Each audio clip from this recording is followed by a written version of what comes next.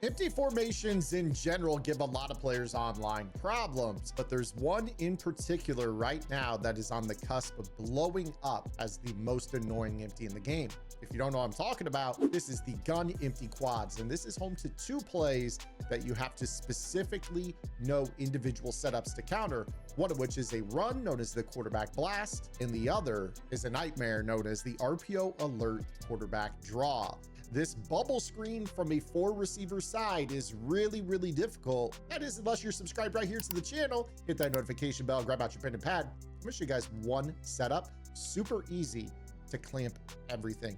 Let's go. Now let's start off with the RPO alert quarterback draw. This is a quads bubble screen, but thankfully for us, it is not 3 blockers to the inside of the bubble. It is 2 blockers to the outside and 1 to the inside. So this is going to make this a little bit easier to defend. Now, generally speaking, when you are dealing with bubble screens, and I've talked about this here before on the channel, the best coverage, believe it or not, is going to be a cover 9. But you're going to see right here that if I were to just come out in the nickel wide cover 9 and I were to simply pass commit, you're going to note that this player that is unblocked has to run a long way to make this tackle. Now, it looks good, don't get me wrong, but ideally in this particular cover 9, I'm gonna have to move this 3-receiver hook out wide and pass commit in order for that to really be impactful.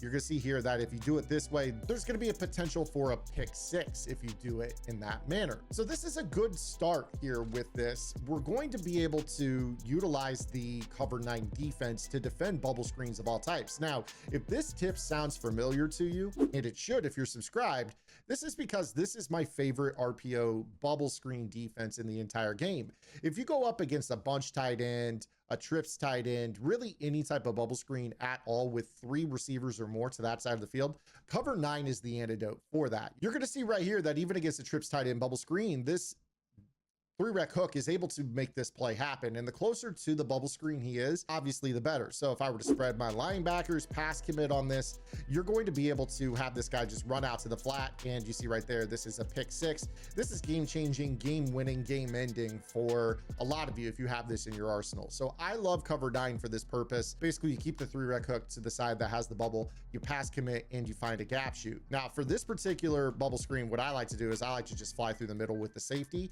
That way, if they hand it off, I can just make this tackle on my own, ignore the X factor. And we still have some issues that are present with this particular screen as well. So what I'm going to do is I'm going to go back into this bubble screen, and I want to draw attention to this cover 9 and why, for whatever reason, when you're in the nickel wide, which is probably the more popular of the nickel 4 down lineman defenses, besides maybe like the double mug or the single mug, you're going to notice here that the 3-rec hook is so far to the inside. This is a real pain to have to move this guy. And if I were to try to move the linebackers by shifting them to the right, it really doesn't help our cause. So what we're going to do is we're actually going to make a slight change in the formation we call, and we're going to call the nickel over because there's a different shift for this cover 9.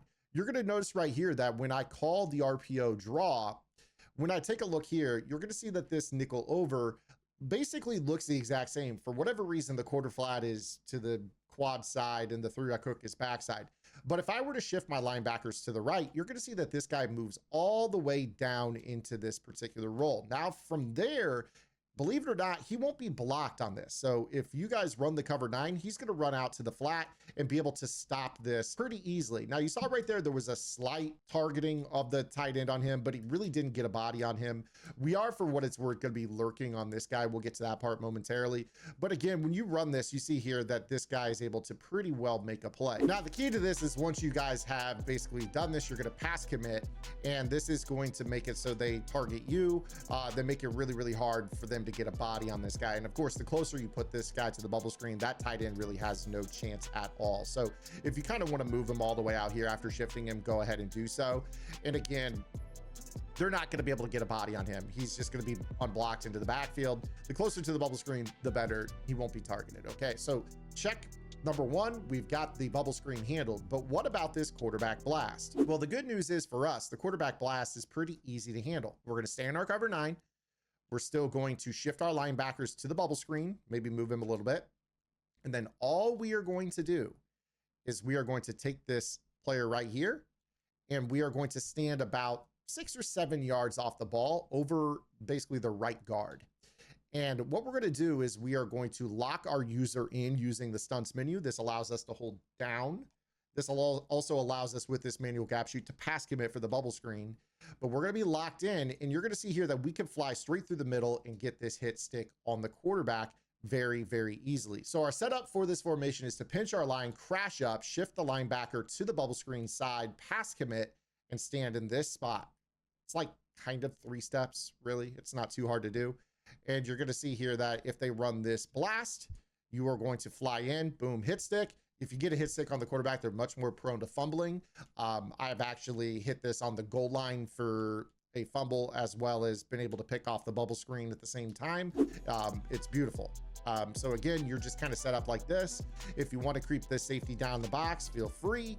But again, your gap shoot on this is really, really simple for this quarterback blast. You fly through the middle, you get this hit stick, and there you go. There's your fumble. That's going to be game changing for you. Your opponent is going to think this is free. I love this about this play. Okay, so really, really easy for you to get this to work. If you guys want to, you can man up the bubble man and just move this guy out instead of shifting the linebackers. This will basically be the same gap shoot. So again, if they run the blast, it's the exact same thing. See how we're able to make that happen. Another thing that you can do is obviously still defend the bubble screen with this. So you move the guy out, pass commit. If they do decide to run the bubble, you're going to be in an okay spot. You're going to see here that he just flies down and is able to make that play. And you see right there, we actually picked that ball off. So you can kind of run cover 9. The reason I do like to run cover 9 for what it's worth is just that if they do decide to pass, like if they're really, really hammering the verticals meta out of this, a lot of players will. This is actually a rather decent play. And we have some adjustments that we can make to this. But when you talk about verticals, basically everybody gets matched. The one thing that I would be careful with is that kind of second receiver. What I typically will do if I'm really trying to defend verticals, the blast and this, is I will just run this call and then man up Y. So again, you're basically in bubble screen defense with this setup, verticals defense with this setup, and quarterback blast gap shoot defense with this. So this is how I play this. You're going to be in a real good spot no matter what it is they call. If it's blast, you're getting hit sticks.